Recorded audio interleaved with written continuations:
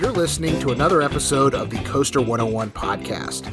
I'm Andrew Stillwell, and joining me live, well, delayed for you, from Orlando, Florida, is Shane Joseph. Shane, welcome back. What's going on? Thanks. Yeah, I've been busy here in Orlando. Lots going on here. You are, and we've kind of touched on it. You are. We will talk about this at a later date, but you are in the midst of the Disney College program. You've recently been reassigned to a really new and exciting role. But again, this is another conversation for another day. Yeah, we'll talk about this later. We need you to get through that program, honestly. Yeah. But one thing we can talk about this week is there is a brand new roller coaster that is in technical rehearsals, staff or cast member previews at the Magic Kingdom, however we want to define this term, but it officially opens in April. But that is the Tron Lightcycle Run attraction. And Shane, you got to experience it, and I think have experienced it multiple times at this point, maybe? Yes, I have. So let's dig right into it. It's the shiny new toy as far as roller coasters at Walt Disney World go. Yeah. Walk us through the experience. What is it like kind of getting into, and I am not familiar with the Tron franchise. I know this is a almost a direct clone, if not exact clone, from the Tron Lightcycle Power Run coaster at Shanghai Disneyland. But tell us, how the experience kind of begins. Give us insights on the queue, the ride experience. I want you to just give us what you want to tell us about Tron Lightcycle Run at Magic Kingdom. Yeah. Okay. So first of all, I think it's a perfect addition for Magic Kingdom. I know there was some, when it was announced, some questions about, it's, it's based on a movie. Why isn't it in Hollywood Studios? Will this fit into Tomorrowland? I think it fits perfectly. And I think it's also exactly what the park needed, where it's sort of a mid-level thrill coaster where everyone of all like thrill levels, I think, will enjoy it. It's not overly intense, but it's also not like a family coaster. So, thrill seekers will like this ride for sure. And the whole plaza where it is really stunning. I mean, there's like some elevated pathways. There's so much area to walk around and actually view this ride, the whole outdoor section. There's paths that go all around that. So it just looks very, I guess it looks like it's a very premium kind of feeling where it's something that really feels like kind of a landmark new addition. Okay. And then again, this whole new land, it is kind of tucked back behind, or not really behind, but kind of in between Space Mountain and the Tomorrowland Speedway. Yeah. And kind of back there behind the Barnstormer a little bit. But yep. Walk us through kind of the queue experience. I know in the, recently in Orlando specifically, and I'm kind of just gesturing in the general vicinity of Velocicoaster because that's fresh in my mind. Yeah. The queue experience is just as much of the experience as the ride. I mean, do we have a super detailed queue here? I know presumably when this thing opens in April, it's going to go through the boarding group treatment and virtual line and all that good stuff. But while you're waiting in line, I'm assuming there's not really a virtual queue for the cast previews, but is the queue area, is it up to speed with the latest and greatest of theme park queues? Yeah, I would say it's on about the same level as Velocicoaster. It doesn't quite reach the levels of something like Rise of the Resistance or Guardians of the Galaxy, but I think it's on the same level as something like Velocicoaster, and that goes for the coaster as a whole, which is really boils down to what my thoughts and opinions are, is that this, more than anything, is a coaster experience. It is not an immersive experience. And I think if you go in with that attitude, you're going to like it a lot. But if you're expecting a lot of storytelling, which there is storytelling, don't get me wrong, it's definitely themed, and it's very cool to be in that environment, but I don't think it's as transportive as something like that, which was never really meant to be. And I think it's actually kind of nice to have things like Velocicoaster and Tron, where it's just a cool ride in a really cool setting. And I think that's great. I think that's perfect. I love it. And then the ride itself, and I know a couple weeks ago I was down in Orlando. You and I, we met up at SeaWorld. We're going to talk Hmm. about that here in a little bit. But you had ridden Tron like a couple of days prior. So what's the ride experience itself like? So it's first of all, it's very unique. It's I figured that it would be really similar to sitting in the motorbike seats on Hagrid's at Universal, Mm-hmm. um, but it's not really like that. The boarding process is interesting, and I think this is going to be something that the general public going to the park is going to have to kind of get used to, where the boarding process is a little different, where each of the rows there is a separate gate for each person riding in the row. So the person on the left has their own gate and the person on the right has their own gate. And then that one of those people, depending on which side of the station you're on, actually has to cross behind the car itself and board on the other side. Um, which, it's not that big of a deal, but it just, and there's plenty of signage, and they say it in the queue. um, but so that's kind of the first thing that you do when you board the vehicle, and then you sit on the seat and lean forward, almost, I mean, it's not a laying down position, but you're laying down on the bike itself, and then you pull the handlebars towards you, which makes the back and leg restraints lock into place. So um, I think it's a really unique boarding experience, Mm-hmm. and just being on those bikes is really just such a fun feeling. I said this before it opened, and I still feel this way. Um, Whereas with Hagrid's, I wish every seat could be that motorbike seat, and on Tron, that's exactly what they did, where all of the seats, aside from a couple trains that have a standard seat in the back car, uh, all of the seats, you get that bike riding experience, Right. um, which I think is just so cool. And I think especially a lot of people coming to Disney and Magic Kingdom, especially, probably haven't been on a motorbike coaster. Um, and even this is different. I've been on a couple motorbike coasters too, and this is even, it feels different than those. Whereas the other ones sort of feel like Hagrid's, where you're sitting up, but this one, it really feels like you're, laying on the bike and are in that position. Right. And you mentioned you had kind of expected this experience that was like holding on to the handlebars on the Hagrid bike. And I mean, there are handlebars, so you're kind of, again, Yes. I'm not super familiar with the Tron bicycle or motorbike or light cycle or whatever Yeah. the vehicle is here, but it is more similar to like riding a motorcycle. You're kind of leaning forward, Right. holding onto the handlebars, unless you choose to put your hands up because it's a roller coaster and people do Yeah. that. But you load up, and I've got to ask, you and I obviously different body types, and I know there Hmm. was a lot of conjecture when the first cast previews started of the sizes, you know guest of size, cast members of size, not being able to fit into the cars. Have you, when you've ridden Tron, have you ridden in the, what I'm going to call the standard seat, or have you been motorbike the whole time? No, I've stuck with the motorbike. Okay. When I've been, there's usually been kind of a separate little queue in the station for that back car. So I've never wanted to take that spot away from someone who needs to sit in that seat. So I've not experienced that. Um, but I do know a couple of people who have, and they Hmm. said it's a very different experience. Definitely feels more of a standard coaster, and maybe a little airtime even in there. So um, yeah, that's what I know about that. Okay, cool.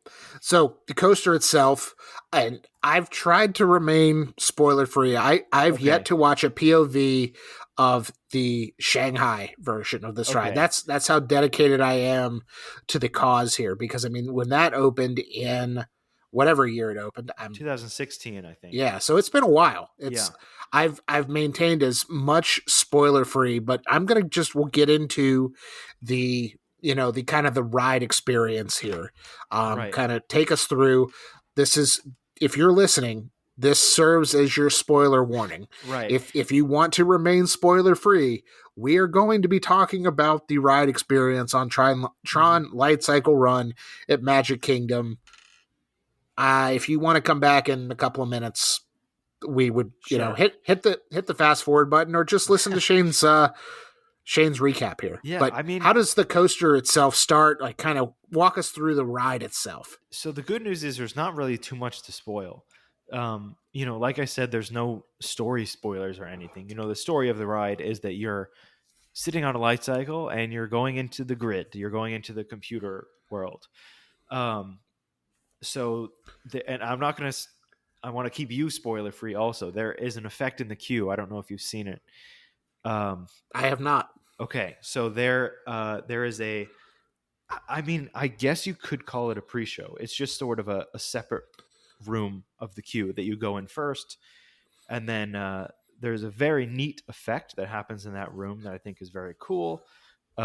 Which is, if you want to see it, I'm sure there's videos, but it's also on our Instagram story. I saved it as a highlight, so this whole preview experience is on our Instagram if you want to see it. But after that happens, you move forward into the queue, and you get I'll say a unique view of the ride as you move into the next area. But as far as the coaster experience itself, you do start inside, so you turn out of the loading area, and the launch area is very, very cool. It's exactly what you'd expect. It's a lot of light blue neon, cool pulsing effects leading up to the launch. And the launch is pretty powerful. I would say it's not quite as powerful as Rock and Roller Coaster. And maybe it's just because it's smoother. It feels that way. But it's a forceful launch. And it does top out at what, about 60 miles an hour? I think exactly 60. Yeah. Okay. So you're going out of that into the outdoor portion, which I think is my favorite part of the ride, is going up and over that outdoor curve that's under that canopy. I haven't had the chance to ride it at night yet, but I really can't wait to do that because I think it's just going to be even better with the lights kind of following you over the canopy. And again, that's such a fun feeling of laying down on the bike and having that sort of swooping curve over that walkway area. Then you go on, it's not really a drop, but I guess a small decline before you go up again and into that show building. Which, the show building is similar to what's on the launch track. So the loose story of the ride is essentially that it's a race, and you're on Team Blue, and you're trying to get through these 8 different energy gates before the other team, Team Orange, can beat you. So there's a lot of cool racing effects, both physical, which is done in a very, very clever way. And there's some large screens in there, which is similar to what Guardians of the Galaxy has, kind of those big wraparound screens that you've passed by. And this indoor section was sort of what took some points away the first time I rode it, where, this is a roughly 1 minute ride. I think it's like 49 seconds or something. There are 3 brake runs on that indoor section. Which kind of bothered me at first, kind of killed the momentum a little bit. But then, the more I rode in and the more I got used to really what that ride is, I think it doesn't really bother me as much. And you can really pay attention to the sets in there and the effects and what's happening. And of course, I can't believe I haven't mentioned the music yet. The music, it's the same music from the movie. So if you know that, that Daft Punk score. Mm-hmm. It's all over this ride. It's in the queue, it's in the outdoor areas. There's actually a speaker that is in between the handlebars, so you've got a speaker right there. and during that indoor section, the music really kicks in, and it feels really fast paced, despite there being a couple stops in there. And then once you complete that indoor kind of racing section, that's it. You're back in the unload area. So it is a quick experience. Um, and I think, I'm glad they're doing a virtual queue, because I think if people were waiting multiple hours, they especially if they don't know what the ride is, they'll probably be a little surprised about how short it actually is. Um, but I really don't think that bothers me that much. Again, it's just kind of the nature of the ride. Uh, it still takes up a lot of space. There's a lot of maneuvers in that ride time. Um, and I think it's a really unique experience. The trains are cool. They're light up, obviously, with those LEDs on the wheels of the light cycle.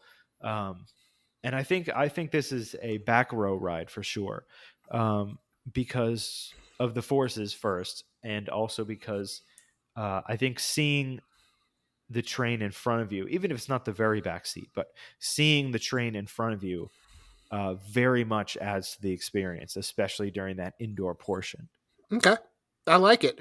And this gives Walt Disney World, I think, across the four parks, it's somewhere between 8 and 10 roller coasters. I'd Yeah. have to do some real quick finger counting on that.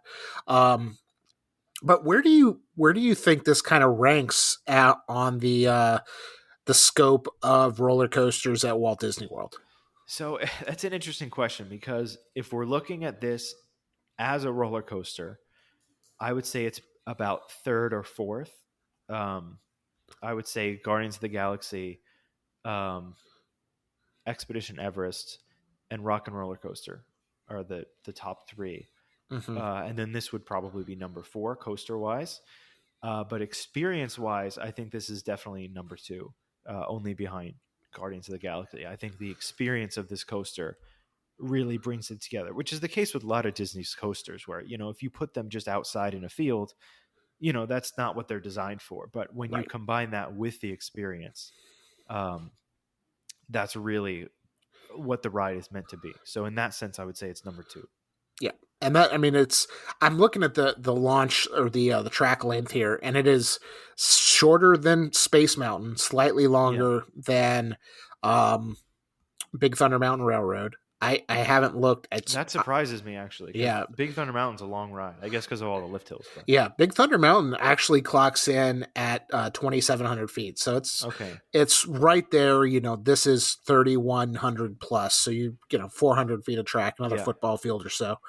Um, But you mentioned Guardians of the Galaxy, and again, before Tron opened, I don't know where the timelines kind of intersected here. I feel like they might have been announced the same D23. Um, yeah, they might have been. I don't remember. yeah, I'll have to go back. We'll have to double check that on the Coaster101 guide to Right, D23 that I right. do every 2 years.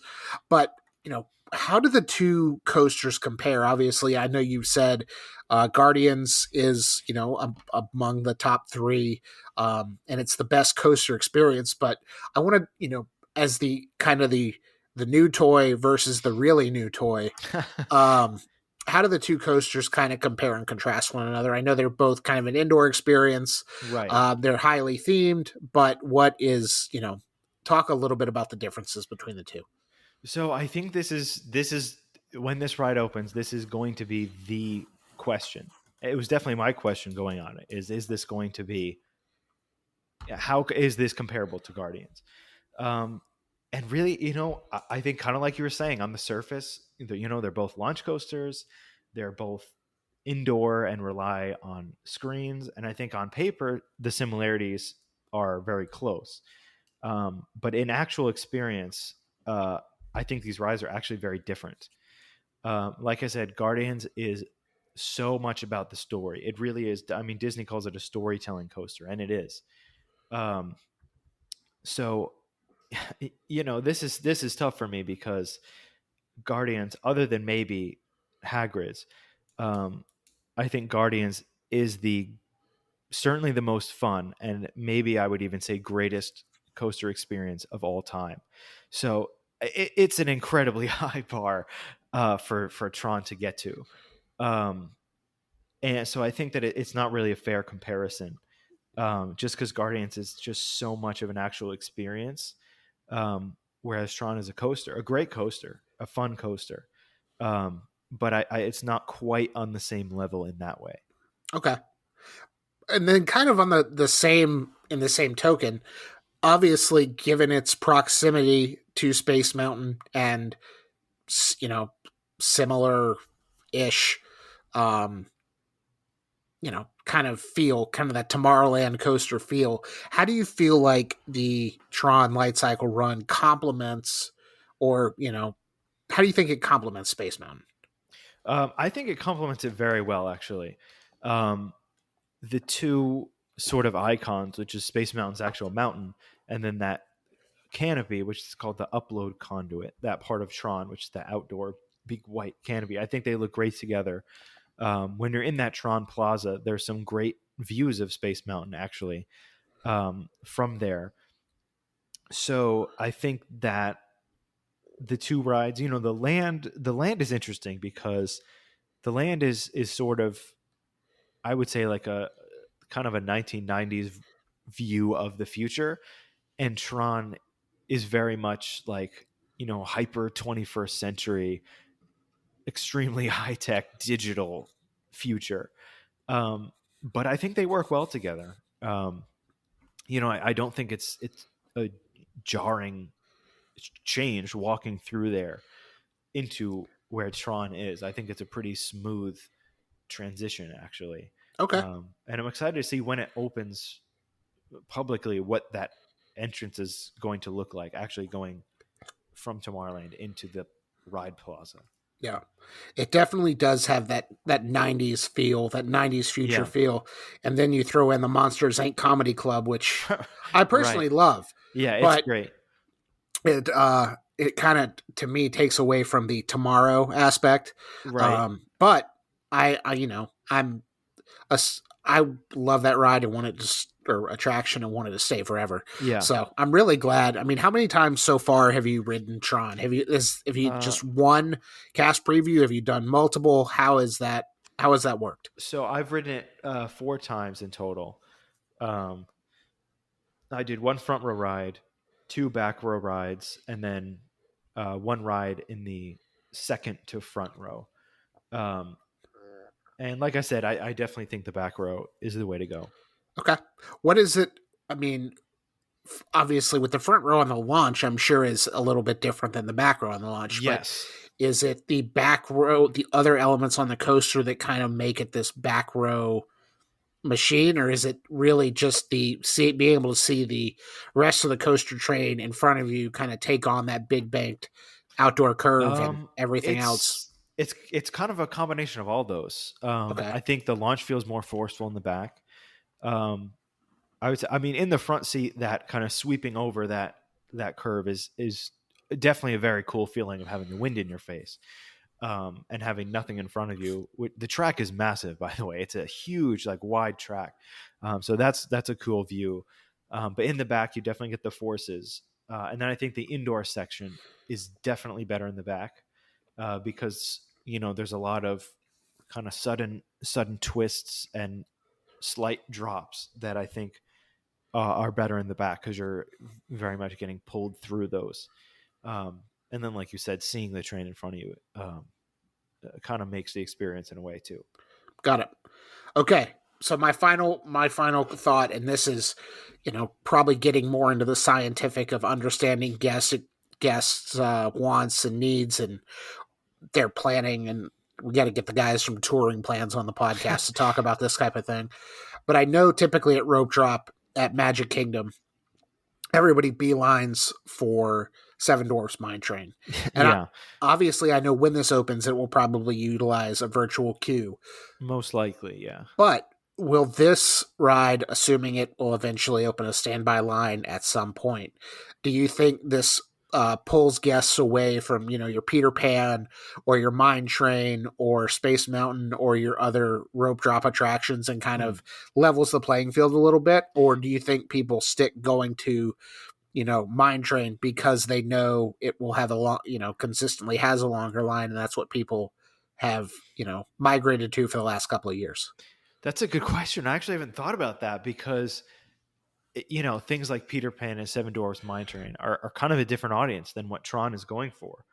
But I do think it will be the new kind of go-to rope drop because so many people, I think it appeals to so many people, and so many people are intrigued by it, and so many people are going to enjoy it.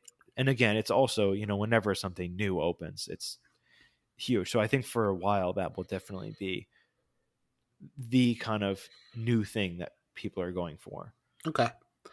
And then, do you see any similarities between Tron and now that it's open, you've seen it in person, between Tron and Test Track?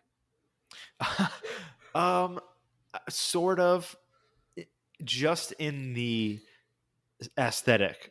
Okay. Of that, kind of digital techno blue kind of thing. But other than that, no, not really. I had to ask. I know the aesthetic is kind of similar. It's similar for sure. And they both top out at 60 miles an hour. Just want to throw that out there.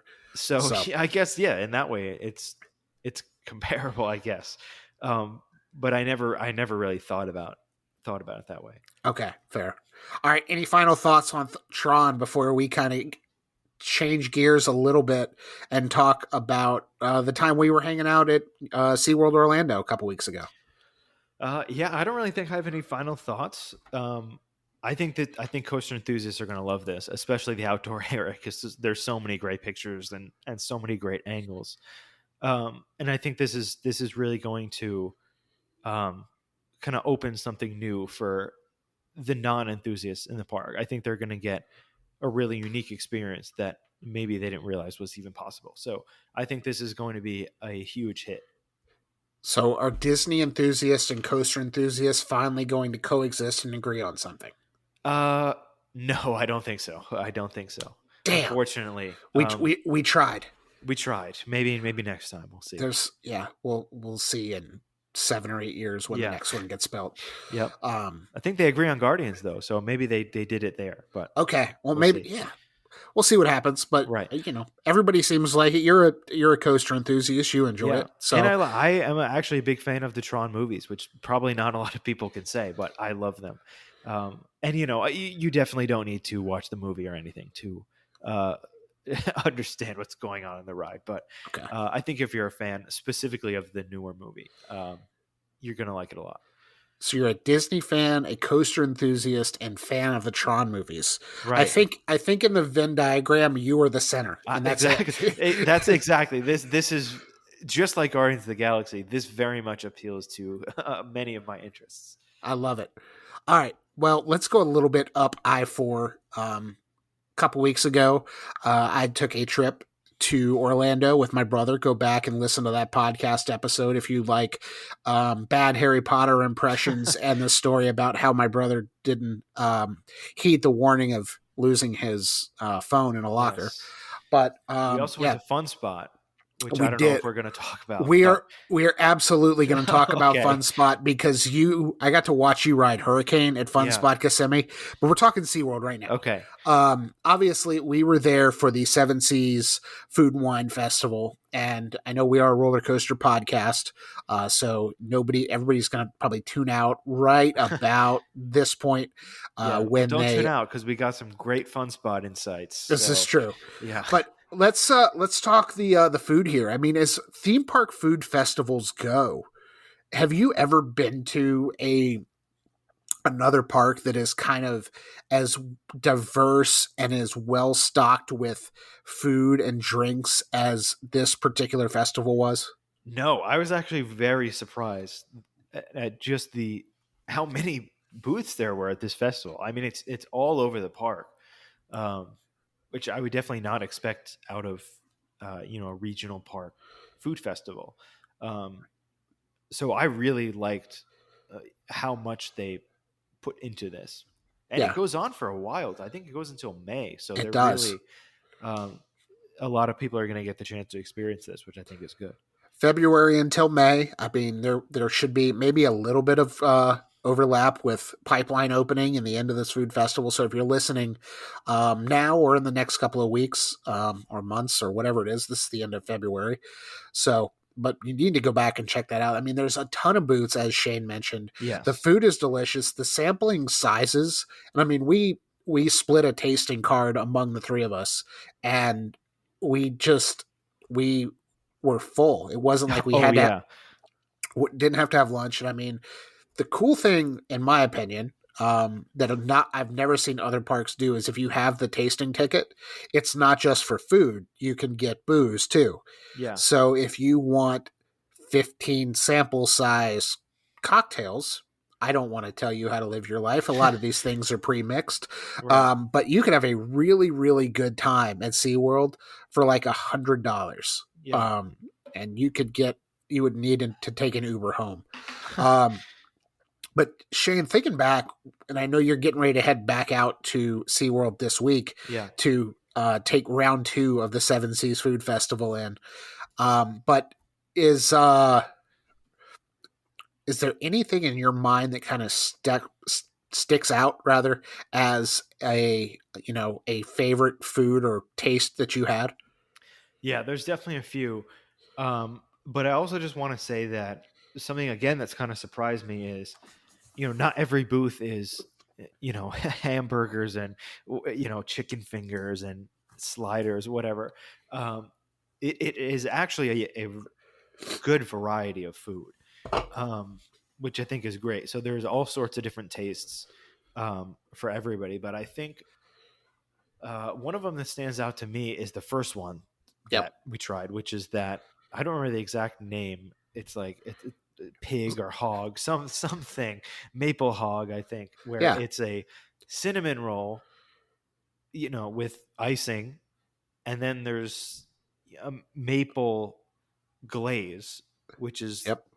made with alcohol. I had to show my ID to get this. You did get carded, which I laughed Yeah, at, I but did, yeah. And then of course there's bacon on it also, which are all great things. So when you put them together, it's also a great thing. yeah. And this thing was enormous. Like It was huge. the Yeah. two of us split it. And I Yeah. mean, I saw somebody on Twitter say if you're going to go to this festival and you're going to try more than 3 or 4 things, it makes so much more sense to get a tasting card For sure. because they've got them. You can get 10 or 15 or whatever it is. Yeah. I think There's the a pass holder that's one like too. 18 for the price of Yeah. 15 Which is good because if you're a pass holder and you get that, that'll last you like 3 or 4 visits. So at least. it's definitely worth it. Yeah, and again, you can use this card throughout the whole festival, which Right. ends in May. Yeah. So, So- it's definitely worth it to do that. Yeah, and then they had lobster mac and cheese at a Yeah, theme park yeah. food festival, and it was delicious. Yep. And like I would put it up against lobster mac and cheese that I've had at actual restaurants. Yeah. That's how good this was. So This food is really, it's good.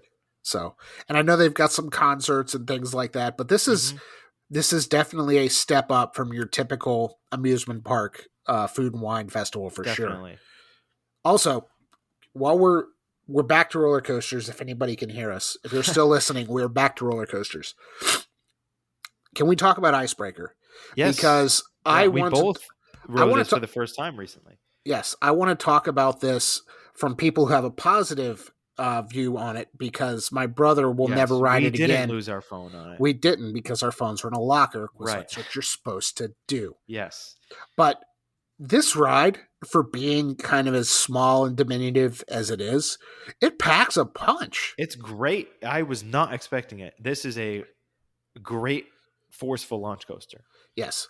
And I think, everybody kind of, I don't know if they poo-poo Premier a little bit because of, the Skyrocket 2s and they're always the same. But, this kind of takes that Skyrocket 2 multi-launch technology where you go forward and you go back. Yeah. And you've got the Beyond vertical spike and you've got some really, really nice overbank turns and bank turns kind of on this, what I'm going to call the back half of the coaster. Plus that top hat at the top hat is no joke. That is, especially in the back row. I mean, you're getting thrown over that thing. Yes. So I got to shout out Premier. If you guys happen to be listening, my time on Icebreaker was a lot better than my younger brothers, and I rode it. I rode it, I think, 4 times that day, I which think so. it's rare to me that I ride any roller coaster 4 times in a day, just because I'm getting old and I don't get carded for my bourbon cinnamon rolls. But yeah, very re-rideable, super fun in the front, super fun in the back. It is. You guys, SeaWorld hit a home run with that. Premier hit a home run with that. Yeah. I would love to see more of these kind of multi-launch coasters with unique layouts and things kind of pop up. And I love Right. that kind of tank tread track switch too. That Yeah. It's a very um, unique thing where, again, like people riding it I think are going to love that because it's so. I mean, I've never seen that anywhere. So yes, and then obviously, you know, Pipeline is going to be yes, amazing also that. when it opens too. So Yeah, SeaWorld, I think they're in a good spot right now. the moniker of the coaster capital of Orlando, as much as it might perturb other parks in Orlando, but I think they've got it. They've got it covered. I mean, Yeah, it's fitting. if you put all of Universal together, it it's close. But I think by sheer volume alone in the one park, I think SeaWorld actually they can stake fair claim to Orlando's coaster capital. Yeah. That might be a little bit of a hot take, but I mean, maybe. Yeah, if we're talking like numbers, I think that is true. Um, I think it'll be interesting to do like a bracket or something of which is really the coaster capital. So maybe we can well, revisit that in March. But the coaster capital of Kissimmee is Fun Spot. And yes, we will wrap this podcast up by me dragging you and my brother to Fun Spot. We did not really get to discuss this on the podcast 2 weeks ago when I had him on. But you got your first ride on both Mindbreaker and mind blower. Mind Blower. Yeah, Yeah, Mind Blower. yeah. Mind Breaker. Is that an SLC somewhere? I It don't know. might probably. Maybe I'm the one with the broken mind. I don't Yeah. know. Mind Blower. And the fan named, but not by me, even though I submitted 70 names in the contest several years ago, Hurricane. Yes. Let's talk Mind Blower. And I know Nick, who was just in Orlando, he did the Yes, we same should thing. have had him in here. We should have. Well, we were talking Tron and whatever. Yeah, yeah. Does this deserve the reputation it's got? Is it as rough as everybody says it is? I rode it like 3 years ago. I know I don't fit on those restraints as well as I used to, because I know I had to be stapled in like 3 years ago. But is it still pretty rough? Well, I'll say this much: the layout itself is great. I definitely think that the Florida weather has taken a bit of a toll on Mind Blower. Yeah, it's pretty rough. But again, I love like that inversion is what sold me on the ride. Yeah. I love big, kind of standout elements like that, specifically on a wood coaster, which I don't think I've ever done before. So that was very cool and was what appealed to me, and that was good. But there's also some interesting banking on the ride and almost kind of like a wave turn element at one point too. So I think if they get some Titan track in here, or there's a couple other things that are being done with wood track now, that I think if they took a season to reimagine the coaster, I think it would really be a standout.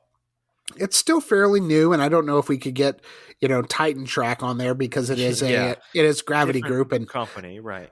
But maybe we'll have RMC come down, and we're just going to have just a Fun Spot is going to the hub of wooden coasters. And that inversion is super fun. And I do remember a couple years ago when I rode it, they pack so much into such a tiny footprint on that ride. I feel like it crosses that footprint probably 2 or 3 times with that, like the oval.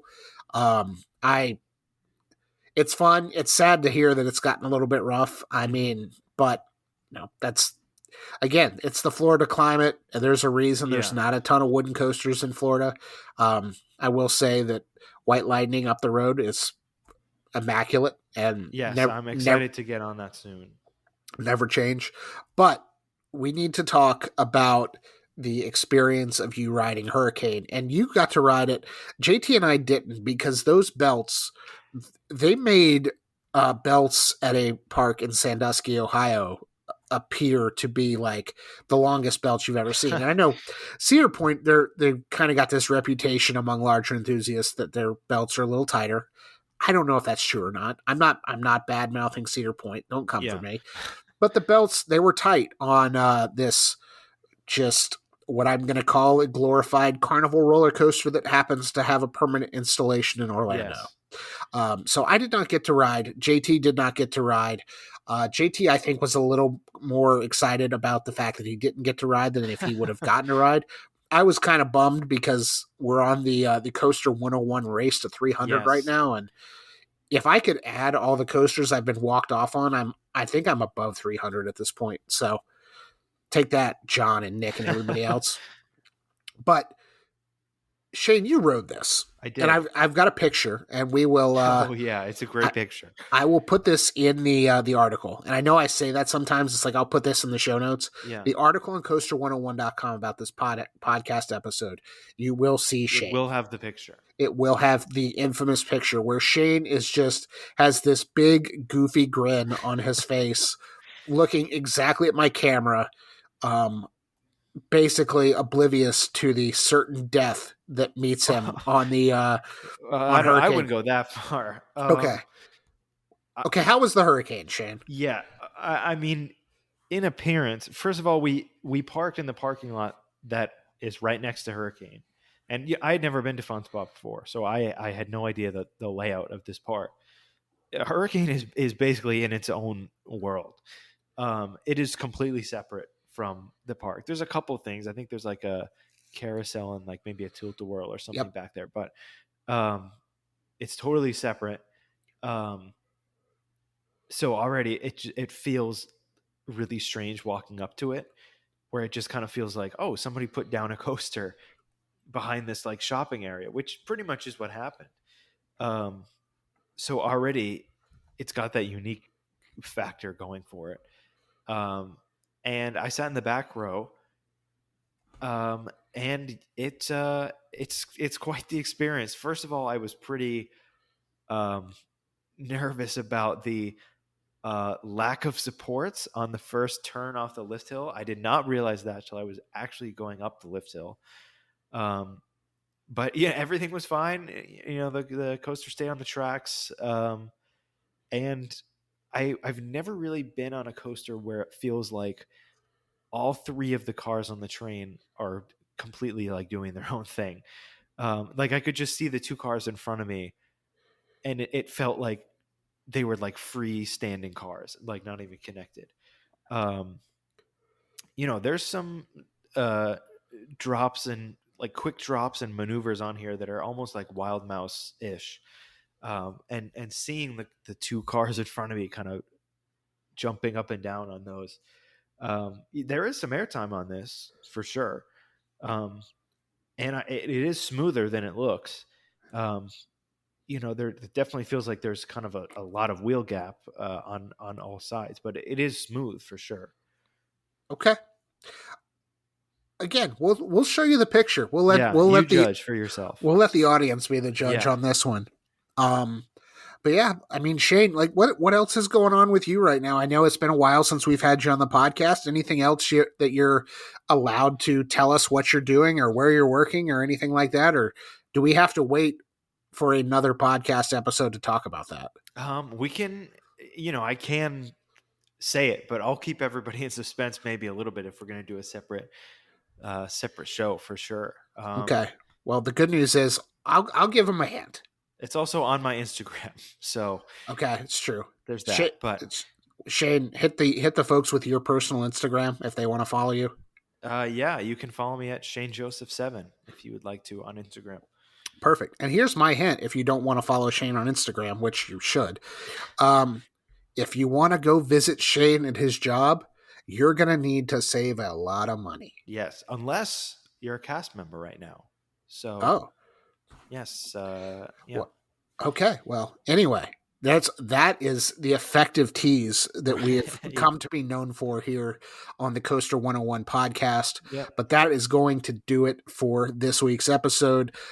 Tron opens April 4th, right? April 4th. April 4th, you'll be able to enter the grid. Yep. Assuming you can wake up at 6:30 and get a boarding group and Right. a park reservation and all that other stuff. Yep. I haven't figured it out yet. Okay, I'm gonna learn eventually when I get back to you'll Disney. Get the hang of it. You'll get the hang of it. I'll figure it out. Yeah, you'll have to come when this opens. You got to come for this and Guardians, and maybe Pipeline will be opening shortly after. I hope so. Let's book that. Yes. All right. All right. Well, Shane actually did have a review of the attraction on coaster101.com. So if you don't want to listen to us talk for 45 minutes, well, you're already here. So joke's on you. Did. But if you want to check that out, if you want to see a lot of pictures that I took, they're in that article and they're on our Instagram highlights. So check those out. There you go. Coaster101.com for that. Also at Coaster101 everywhere you're consuming social media. That's Facebook, Twitter, Instagram, YouTube, etc., etc. Maybe I'll put up some Tron TikToks. Shane's going to put up Tron TikToks. I'm holding him to it. Maybe. We'll see. Shane is going to put up Tron TikToks. All right. I'll put up at least one. Just Daft Punk music. It's going to be great. Yeah, I took some videos. So all right. I'll put them in. Cool. And if you like this show, make sure you're telling your friends about it, but also liking, rating, reviewing, and subscribing.